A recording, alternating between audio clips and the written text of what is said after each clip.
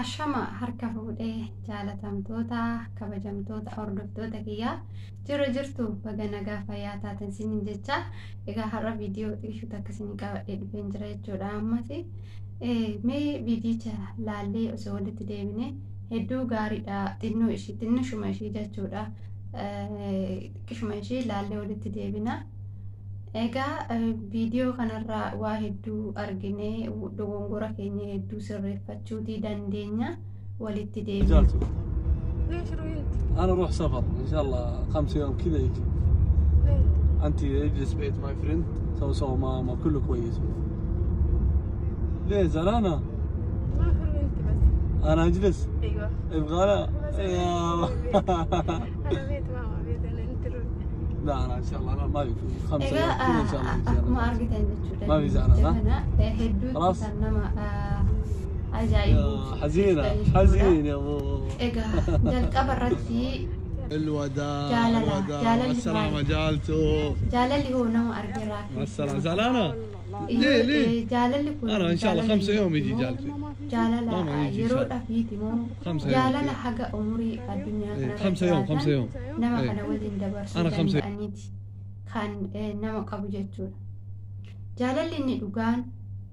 Iddoo filatu jaalalli iddoo hin filatu jedhan jaalalli homaa tokko hin filatu jaalalli qulqulluudha jedha egaati jaalalli qulqulluu ta'ee nama argirraa nama qabee bakka argetti nama kuffisuun immoo ilaalcha namaati jechuudha jaalalli qulqulluu erga ta'ee anis iddoo isaaf malu filachuun qaba jaalalli nama hin miidhu yoo ta'ee anis jaalala sanitti fayyadamee of miidhuu hin barbaachisu jechuudha akkasumas immoo jaalalatti fayyadamee nama miidhuun nan barbaachisu jechuudha jaalalli akkuma qulqulluu ta'ee jedhan anis qulqullummaa jaalalaa eegee deemuu qaba tokkoffaa yoon biyya koo keessa jiraadhee jaalalli nama kamirraa akka na qabu yookaan jaalallichi yoo na qabee maal gochuu qaba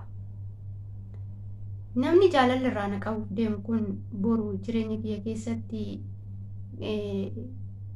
naaf filatamaadha yookaan immoo jireenya addunyaa kana keessa hanga jiraadhutti naaf akkan ani barbaadu naaf ta'a namni kun na faana jiraachuu ni danda'a eeyyee yoo ta'e jaalallicha haala gaariidhaan haala qulqulluu ta'een haala ulaagaa isaa eeggateen haala hin kufneen haala duubatti hin deebineen itti fufuun dirqama jechuudha maaliif jaalalli qulqulluudha jenneeti jira eegaa jaalalli qulqulluudha jaalalli namatu iddoo hin taanetti jaalalaaf jedhee kufa malee jaalalli iddoo hin taanetti nama hin kuffisuu jedhu obboleettiin keenya kun kan asirratti argitan kun dhiira mana arabaa ofii ishiitii hojjettu ilma madaamii ishee jaalatte jaalalli iddoo filate erga jennee micayyoon tun hojjechuuf biyyaa baate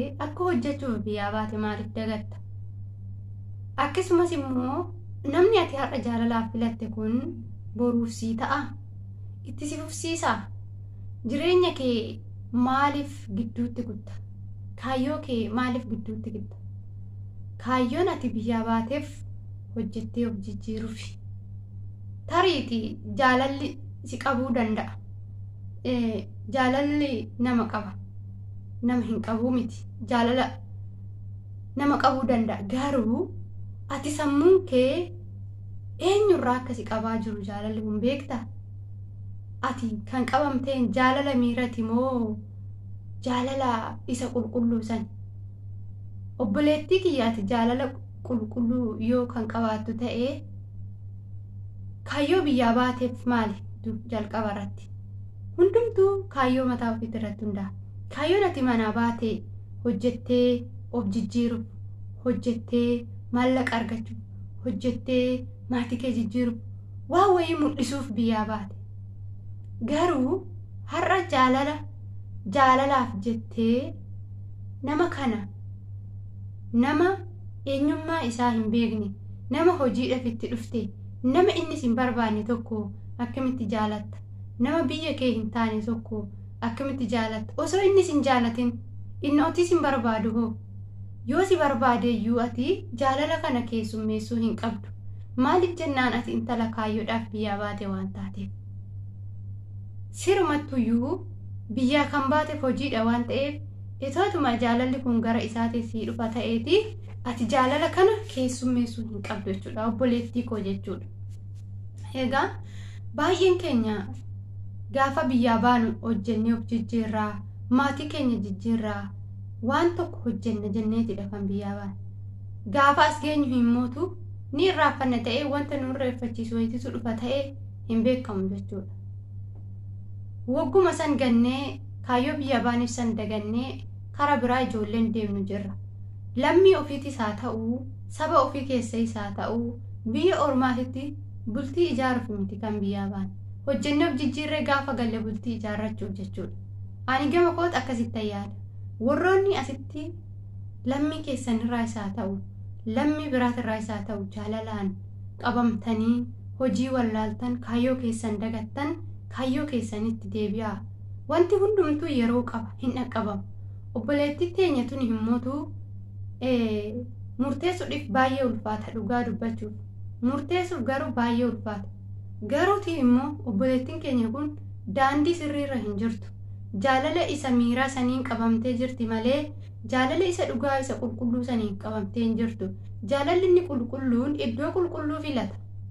Jaalalli inni dhugaan iddoo dhugaa filata kan boruuf ta'u. Boru akkamitti jaalala kan itti fufsiisuu dandeenya? Akkamittiin bultii horadhee jaalala kanaan bultii ijaarradhee akkamittiin bultii kiyya keessatti jireenya gaarii jiraachuu danda'a jettee of beekuu qabda. Ofitti